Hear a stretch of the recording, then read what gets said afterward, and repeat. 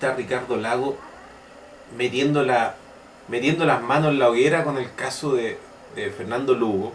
Aclaremos que el propio Sebastián Piñera no solamente ha realizado estas medidas diplomáticas de estándar, estas medidas democráticas de presión diplomática tan estándar como inefectivas, como esto del vamos a mandar a nuestro embajador en consulta, así dicen, vamos a pedir el retiro del embajador. ¿De qué sirven ese tipo de declaraciones? Por el otro lado tenemos a Chávez, que dijo que se le corta inmediatamente la manguera al señor, a los señores de Paraguay y no se les da un barril de petróleo más. Sería bueno preguntar cuánto del petróleo de Venezuela llega a Paraguay. A mí me da la impresión que la mayor cantidad del abastecimiento que tiene Paraguay de energía es de su socio principal, que es Brasil, y en este momento Dilma Rousseff no ha dicho esta boca es mía, no ha dicho nada, y todo lo que ha dicho han sido solamente eufemismo, y ha dicho también evasiva. ¿Será porque hay capitales brasileros en el bando de los que echaron a Lugo? ¿Será de que Lugo también ha hecho sus cosas por ahí? El mismo Chicoma también decía hace unos días atrás, decía, pucha, esto ya es el colmo, porque no solamente tenemos un presidente reformista como Lugo, sino que más encima tenemos el problema de que ahora es un cacho, porque el tipo echan a un presidente reformista y nos quedamos todos gritando golpe de Estado. Por el otro lado, James Petras, un escritor estadounidense, dice, bueno, esto lo dice con Evo Morales, pero aquí se podría aplicar bastante bien a lo que es la izquierda en general. Hoy hay golpe de Estado porque están echando a Lugo, pero de tanto decir que viene el lobo, finalmente el lobo cuando llega no tenemos cómo nombrarlo, nos quedamos sin recursos lingüísticos siquiera para acusar cuando viene el lobo. Ese es quizás el problema que tenemos con Lugo. ¿Y cómo será el tema? Que he querido empezar con esta cita de Ricardo Lagos, porque resulta que Ricardo Lagos está dando en el clavo. Está dando en el clavo. Y quiero, para los que por primera vez se incorporan a este programa, comenzar a hacer una lista somera de los hueones que más he puteado en este programa. En primer lugar, Rodrigo Hinspeter. En segundo lugar, Jalandro Peña. En tercer lugar, Longueira. En cuarto lugar, yo creo que Longueira y Girardi se pelean el 15, o más bien se pelean el tercer lugar entre Girardi y bueno, y en el cuarto lugar está Ricardo Lagos Wea, el hijo de la persona que estamos hablando. Pero no cabe duda que cada vez que he hablado de Ricardo Lagos Wea también he hablado de su padre. Su padre, que a mí la verdad que no me merece ningún respeto, menos me merece ese respeto con que lo vende la prensa canalla, cuando hablan el estilo profesoral, el estilo académico de Ricardo Lagos.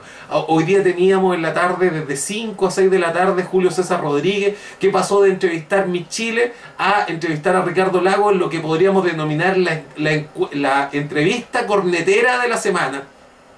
Tan cornetera como cuando Iván Valenzuela entrevistó a Michelle Bachelet en Estados Unidos. Ay, señor presidente, por favor dígame, pero y la cantidad de estupideces que dijo Ricardo Lagos, por favor, no quiero pasar revista a la cantidad de estupideces, eufemismos, lugares comunes, y esta cuestión que agarró Ricardo Lagos y que se la robó a Lavín, y que le quedó peor que a Lavín, de tratar de hablar en sencillo, y con lo cual es un fiasco de sí mismo. Entonces, yo no es primera vez que estoy diciendo que Ricardo Lagos hace algo, a mi juicio, que sea relevante, pero que no sea relevante solamente para la clase dirigente, para quien trabaja, porque siempre he dicho que Ricardo Lagos es un agente del capital internacional, y esto no lo estoy diciendo en calidad del Alex Jones de la izquierda chilena, porque ustedes saben que aquí en Se Viene el Estallido aquí no nos perdemos. No, para nada. Yo siempre he dicho eso porque Ricardo Lagos Escobar trabajó antes, durante y después de la caída de Salvador Allende. No trabajó en Cuba, ni trabajó en la Unión Soviética, ni menos trabajó con Allende. Trabajó en una organización, en una ONG estadounidense que se llama Flaxo, y que es es justamente la trinchera académica del imperialismo estadounidense en Latinoamérica, la Facultad Latinoamericana de Ciencias Sociales. Así que no me vengan con la historia de que Ricardo Lagos es alguien independiente acá, o alguien que, como dijo bien acertadamente un dirigente del cobre, uno de los que negoció la entrega del cobre por esta mal llamada democracia, que de democracia no tiene nada. Al final lo único que negociaron fue la salida de Pinochet. Entonces, debería merecer una fanfarria que yo esté diciendo que en este caso tiene Ricardo Lagos la razón, porque por primera vez nos está enseñando algo Ricardo Lagos. Ya, ¿y qué nos dice Ricardo Lagos? Ricardo Lagos nos dice que si los parlamentos tuvieran la atribución de echar a los presidentes de la República, porque los presidentes de la República hacen mal su trabajo, entonces no estaríamos en Latinoamérica, no estaríamos en los sistemas presidencialistas e incluso ultrapresidencialistas que tenemos en Latinoamérica, sino que estaríamos en un régimen parlamentario. Aquí, digamos, aquí podríamos separar agua y podríamos decir, esto no es ni bueno ni malo. Ricardo Lagos está haciendo un juicio descriptivo. Está diciendo, miren, ¿saben lo que pasa? Es que aquí nosotros tenemos un sistema y en este sistema, si usted, es como que dijéramos lo siguiente, a lo Harald Bayer, ministro de Educación. No, ¿sabéis lo que pasa? Es que el sistema de la educación aquí no tiene nada que ver con la educación. Aquí tiene que ver con que Joaquín Lavín, con que Pilar Armanet, con que Germán Chadwick se hagan más millonarios de lo que son. Esto no tiene nada que ver con educar gente. Entonces uno le dice, no, es que yo quiero que mi hijo aprenda. No, eso no tiene nada que ver con el sistema de educación. Por favor, vaya a hacerlo a otra parte. Es como eso lo que está diciendo Ricardo Lagos. Aquí, esto que se está haciendo no tiene que ver con un régimen presidencialista. Y no está entrando en la materia si es que vamos a decir que el régimen presidencialista es algo bueno o algo malo.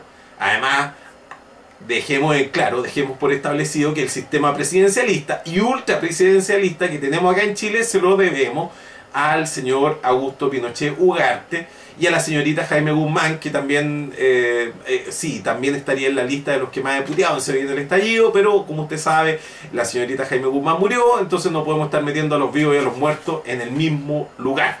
Entonces, ¿a qué iba? En el caso de lo que se hizo en Paraguay, el problema no sería el procedimiento, como se nos quiere decir acá, porque todos entraron en este razonamiento estúpido que le podríamos poner el rótulo de Carlos Peña, el razonamiento Carlos Peña, como que somos todos juristas, entonces estamos todos discutiendo si es que el procedimiento está bien, o como dijo Sebastián Piñera y digamos, ni se le secó la boca para decirlo, dijo, aquí habría un atentado contra el debido proceso. ¿Habían escuchado una frase tan coherente de Sebastián Piñera? La tiene que haber estado ensayando bastante para hacer esa frase. Sin embargo, yo no me quiero pronunciar sobre lo que, si es que sería un atentado contra el debido proceso, ni se habría afectado la Carta Democrática de las Naciones Unidas, que es lo que sigue diciendo Ricardo Lagos. A ver, le voy a seguir dando la lata un segundo.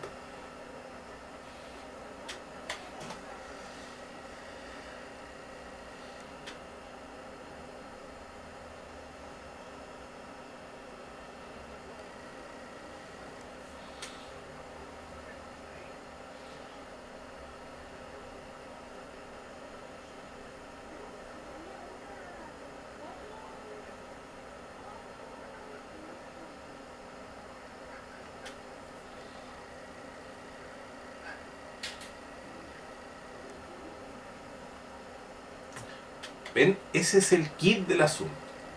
La Carta de la Organización de Estados Americanos, la OEA.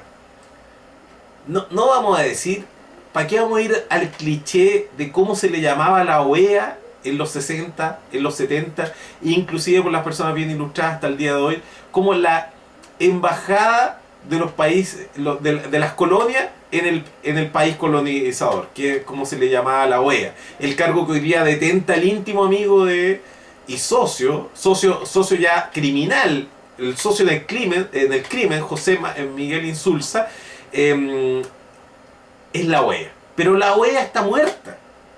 Partamos de ahí.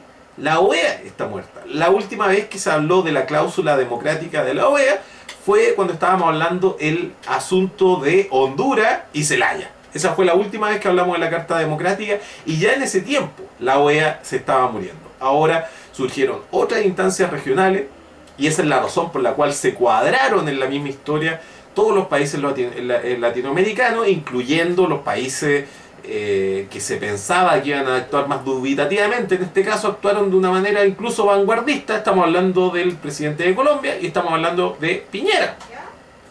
Que la izquierda de chaleco y alpargata se quedó se quedó llorando murrado en un rincón o preparando, digamos, un vino navegado porque estaba esperando para putear a Piñera, porque Piñera no tomaba palco en el caso de Paraguay. No, Piñera fue uno de los primeros. Y hablemos, el Piñera que venía volviendo de Brasil y del Condoro, la Piñera y cosas del año y quizás de su mandato, que fue lo que hizo con el periodista de la BBC de Londres. Ese mismo Piñera dijo que aquí había un problema con el debido proceso. No solamente no se metió en problemas, no se metió en weás, como diría Mauricio Reolé. No solamente eso, el canciller Moreno, que es un tipo que estaba a cargo de la expansión de un consorcio que vende poleritas chinas. Estamos diciendo de que el señor Moreno pasó de gerente de Falabella a ministro de Relaciones Exteriores. Esa es la realidad del canciller Moreno. Pero el canciller Moreno fue uno de los primeros en hablar, y el canciller Moreno dijo lo mismo que acaba de decir el señor de lo que estoy mencionando, que dijo Piñera. Entonces aquí estaríamos hablando de que Chile habló fuerte y habló desde el principio de una manera coherente. Inclusive yo escuché a Hernán Larraín, senador UDI, dando una salida que resultó ser tan ingeniosa y ser tan digamos, a la medida del conflicto, que fue rechazada de inmediato por los más altos personeros del gobierno que tenemos en Paraguay. ¿Cuál era la salida de Hernán Larraín? La salida era la típica legulería del chileno. Dijeron, adelantemos las elecciones. Esa salida fue negada de plano, y en ese momento Lugo comenzó a, como dijo Chicoma un rato más atrás, empezó a dar jugo. Lugo comenzó a dar jugo. Pero, ¿qué es lo fundamental? Aquí no es que yo me esté riendo de que un presidente como Lugo se haya quedado fuera de su sillita en un juego de sillitas musical. Obviamente, los que ocupan esa silla musical vienen a ser los peores personajes del fascismo latinoamericano, que están viviendo en su gran mayoría en esta especie de parroquia grande que es Paraguay. Paraguay, quizás el país latinoamericano más parecido a Chile, más parecido en su doble estándar, más parecido en su carácter mafioso ya institucionalizado como es de Chile. Pero claro, que lo que dicen, siempre ocupan a Paraguay como un contraste de Chile. De esa manera no tenemos ninguna forma de darnos cuenta qué tan parecidos somos los chilenos con los paraguayos, con la sociedad paraguaya en general. Quizás la única diferencia entre Paraguay y nosotros es que Paraguay fue destruido por sus vecinos y nosotros estuvimos dentro de los vecinos que destruyeron a sus otros vecinos. Esa es la gran diferencia que tenemos con Paraguay. Pero en el resto, en lo que sería la cultura que hay de fondo en Paraguay, ultraconservadora, solamente Chile puede ostentar una cultura tan conservadora como la tienen los paraguayos. Bueno, aquí lo que quiero es, el fondo de la cuestión no es la Carta Democrática de la OEA, ni la Carta Democrática de la UNASUR, que es la que están haciendo valer. La Carta Democrática implica de que estas organizaciones van a defender los gobiernos democráticamente electos. Es una carta que, como todos sabemos, se incumplió durante muchos años. Y se incumplió tanto de que en Paraguay tuvieron un dictador desde 1954 hasta casi el 2000. Si es que no me equivoco, por favor, que alguien me dé la cifra de las fechas exactas en las cuales gobernó Stroessner. Y después que se fue Stroessner, porque se fue a otra vida, porque murió Stroessner, quien asumió fue un socio de Stroessner, el miembro del Partido Colorado, que no tiene nada que ver con ser colorado y ser de izquierda, todo lo contrario en Paraguay. En Uruguay pasa lo mismo. El Partido Colorado es el partido de la patronal, el partido del capitalista latifundista. Entonces, ¿a qué quiero ir con el tema de la ONU? Al tema, perdón, de Paraguay. A lo que quiero ir es que esta burla jurídica, como la llamó Ruperto Concha, o la han llamado otros, que fue este juicio que se hizo, este juicio político, que en 10 minutos ya estaba dictada la sentencia, en realidad a mí me generó una envidia sana. una envidia sana. Pensemos en los juicios. En este momento se está reabriendo el féretro nuevamente de Pablo Neruda en Chile. Se reabrió el caso de Ronnie Moffitt, la acompañante de Orlando Letelier. Se está recién llegando a fase de juicio oral en el caso ADN Nutricom, el caso de estos tipos que tienen una empresa de alimentos, que le vendían veneno a niños que estaban minusválidos y que murieron muchos de esos niños. El caso ADN Nutricom recién está llegando a juicio oral. Y podemos sumar y podemos seguir infinitamente nombrando cómo actúa nuestra justicia. El gran Beccaria, Marqués de Beccaria, decía hace más de 300 años que para que la justicia, 300 parece que me pasé, 250 años, Beccaria decía que para que la justicia fuera tal tenía que ser pronta. Era algo fundamental que fuera pronta. Entonces, no es que esté burlándome de la situación, pero la verdad es que yo celebro este juicio exprés que ha ocurrido en Paraguay. Me parece saludable. Los juicios deberían tener esta premura. Que aparezca Ricardo Lago y otros tantos diciendo no, pero es que esto es inconcebible, no puede haber debido proceso en tan poco tiempo. No lo creo. No creo que el debido proceso implique necesariamente juicio de 10 años o de 20 años. No creo que eso sea algo que tenga una relación directa con lo que es el debido proceso. Lo que sí es bueno dejar en claro, y disculpen que le esté dando la lata con este tema de Paraguay, porque la verdad es que se nos ha hablado mucho de Paraguay y hemos visto estos típicos personajes que sabemos que son momios, hablando un discurso muy bonito, muy bien articulado, esgrimiendo la democracia como excusa. Tenemos a los Matías del Río, hasta Fernando Villegas. ¿Por qué están hablando? ¿Por qué se acuerdan de la democracia cuando estamos frente a un caso como el de Paraguay? La respuesta es la siguiente. El problema de Fernando Lugo fue que perdió el apoyo de su base de sustentación política. Eso fue. Y yo no creo que haya ningún presidente que dure tanto, digamos, no hay ningún presidente que pueda durar más que horas después de que pierda su base de sustentación política. Esto ocurre aquí y en la quebrada del Ají. En el caso de Fernando Lugo, sus propios diputados no estuvieron con él, estaban en contra de él.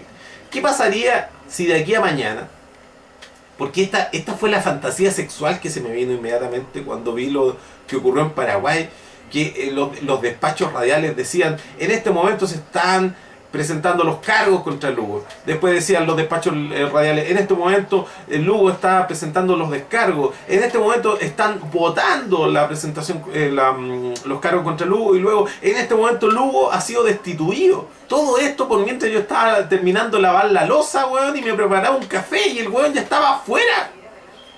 ¿Cuál fue la fantasía sexual que se me vino de inmediato y que me provocó una especie de erección en términos políticos e idealistas? ¿Cuál fue la fantasía sexual? Oiga, ¿y por qué no se hace lo mismo en Chile y se destituye a Piñera? Si no, vamos a creer que la constitución que legó Stroessner es una constitución mejor que la constitución que tenemos acá redactada por la señorita Jaime Guzmán. ¿Usted cree que acá en Chile no se puede hacer un juicio político? Pues si cree eso está perfectamente equivocado. Equivocadísimo. Claro que aquí, digamos que los diputados y los senadores se habrían tomado mucho más tiempo, pero se habrían tomado tiempo porque ustedes saben que se toman tiempo para todo. Pero eso no tiene que ver con que la Constitución esté enfáticamente señalando de que se tiene que hacer esto en un plazo... La ley y la Constitución dan plazos máximos, pero no dan plazos mínimos. Entonces, ¿cuál fue la fantasía que se me vino? Bueno, ¿y si se expulsa a Piñera por una vía así? Y por eso me parece hipócrita la respuesta de muchos o el argumento de muchos, porque al final terminan pronunciándose en contra de lo que precisamente es la democracia, que es la posibilidad de revocar también los mandatos. Recordemos que en el caso de la Constitución venezolana, la Constitución ecuatoriana y también la Constitución venezolana, se incorporaron cláusulas que permiten los referéndums revocatorios. En este caso, obviamente se tratan de herramientas muy democráticas, quizás las más democráticas de todas, intachable, indiscutible desde cualquier perspectiva democrática. Tanto así que los estados de Estados Unidos, los más antiguos, poseen estas mismas cláusulas de referéndum revocatorio a nivel estadual, como le llaman. Referéndum revocatorio. Es decir, los votantes se organizan, votan y dicen, bueno, ¿quieren que siga? Sí. ¿Quieren que pare? No. Y listo, se acabó el asunto.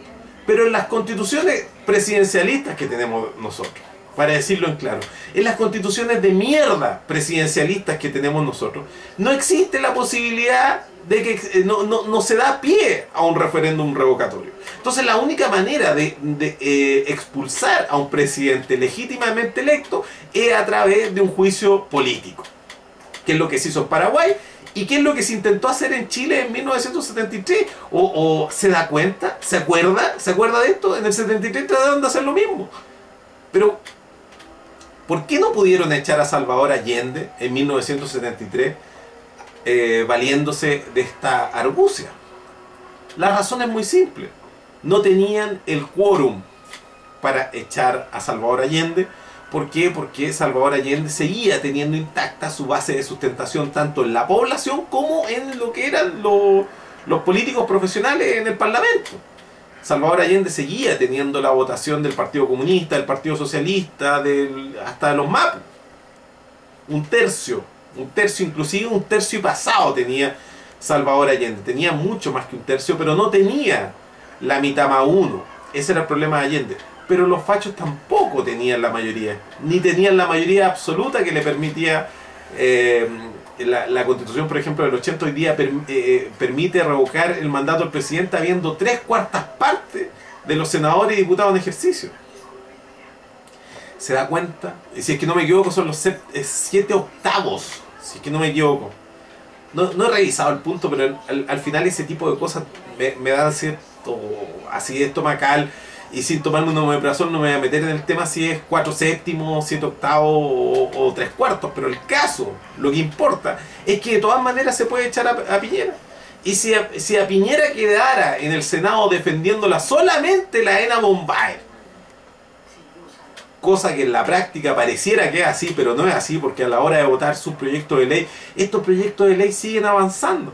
Incluso los proyectos de ley más delirantes, como la ley Hinspeter, tanto la 1.0 como la 2.0, que es la ley pro igualdad, pero es una ley que la hemos bautizado como ley Hinspeter 2.0, avanzan trepidantemente por la tramitación parlamentaria. Y tenemos los votos generosos de la concertación, la misma concertación que está en todo momento vapuleando a Piñera. Esa misma concertación no tiene problemas ni pudores de votar esos proyectos de ley de Piñera. Pero ¿qué pasara si efectivamente en Chile estuvieran todos de un día para otro en contra de Piñera? Incluyendo, digamos, la clase política, porque aquí el país casi no cuenta nada. Pensemos y quedemos en claro de que aquí estamos hablando de democracia representativa. Es decir, aquí ya se negó que el pueblo tiene alguna soberanía.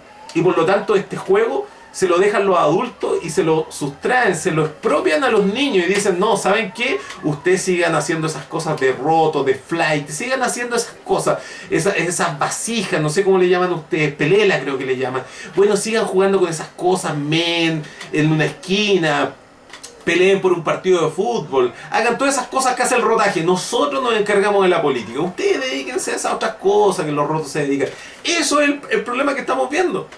Y no conozco ningún parlamento, ningún congreso nacional, sea en un sistema presidencialista o parlamentario, como nos está tratando de meter la cuña Ricardo Lago, o meter la cola del diablo Ricardo Lago. No conozco en ningún sistema político en donde un presidente pueda durar más de un día cuando todos unánimemente quieren, estoy hablando de los diputados o senadores o los representantes, como usted quiera llamarlo, estén todos en contra de él. No puede ser. Y si no existe la institución o no existe el órgano, lo inventan. Pero claro, porque aquí dicen, oh, es que miren, Lugo no tuvo tiempo suficiente para estudiar la acusación. ¿Ustedes creen que Lugo lo hubiese defendido a ver, pongamos el nombre de un abogado chileno, porque aquí todos creen que la cuestión pasa por eso. ¿Ustedes creen que Marcelo Morgado defiende a Fernando Lugo y Fernando Lugo habría corrido otra suerte? ¿Ustedes creen que el proceso dura 2 años? ¿Fernando Lugo habría corrido otra suerte? Si el problema no fue, en absoluto, fue que se cumpliera o no con la ley, si se revisaron o no lo que hizo Fernando Lugo. Los que votaron la acusación política, lo que votaron fue en contra de Lugo, no lo querían de presidente. Punto. Yo no conozco ningún sistema político donde un presidente pueda sobrevivir a un juicio tan lapidario de lo que sería la clase política. No existe. Y no existe tampoco institucionalidad que resista. Entonces me parece afiebrado la discusión sobre si estaríamos o no ante un caso de golpe de Estado. Sobre todo si se trata de Lugo. Lugo, un personaje que era cura. Figúrense lo duro que es decir eso. Un tipo que viene del mundo de la sotana, del abuso sexual contra niños. Ese es un mundo que llamamos Iglesia Católica. Claro, Lugo viene digamos, de los curas buenos, de los jesuitas pasados a pastoral obrera, pasados, digamos, a teología de la revolución, pero de todas maneras son curas, siguen siendo curas. Bueno, y bastó que llegara a ser presidente y ahí nos pusimos a indagar, nos enteramos, digamos, ni siquiera nos tuvimos que poner a indagar, que gran parte de los paraguayos eran hijos de Lugo, pero no porque él actuara como un padre conciliador, un padre, digamos, como un cura, un padre, sino porque cuando estuvo de cura y, digamos, haciendo el papel de cura político, cura carismático, el señor Lugo, perdónenme la expresión tan fea, se culió hasta el diablo. Y se culió hasta el diablo y más encima se arrancó. ¡Qué belleza de ser humano! Es decir, Fernando Lugo, si es que los Papitos Corazón se organizaran, tendrían que poner, si hicieran un desfile anual, Fernando Lugo tendría que ser el guaripola del desfile anual de los Papitos Corazón. Ese es el caso del señor Lugo que estamos defendiendo. Y no solamente estamos defendiendo a Lugo en el Papito Corazón, sino que estamos defendiendo a un Lugo ¿a qué se dedicó? Se dedicó a transar con la clase dirigente paraguaya, que es una clase dirigente bastante similar a la clase dirigente chilena, una clase dirigente con la cual no se puede discutir ni transar nada. Imposible. Imposible. Y más encima se dedicó a aportillar el movimiento social que estaba en cierne en Paraguay, así como algunos tienen esa mala costumbre de hacer gobiernos de izquierda para cortarse la mano izquierda y decirle a la derecha, no, si nosotros estamos haciendo todo bien. Desde la izquierda Lugo también no es un presidente que podamos evaluar bien, salvo que nos pongamos afiebrados, salvo que no entremos en esta lógica de que lo que se viene es peor que Lugo. Estamos casi en el mismo punto de Zelaya.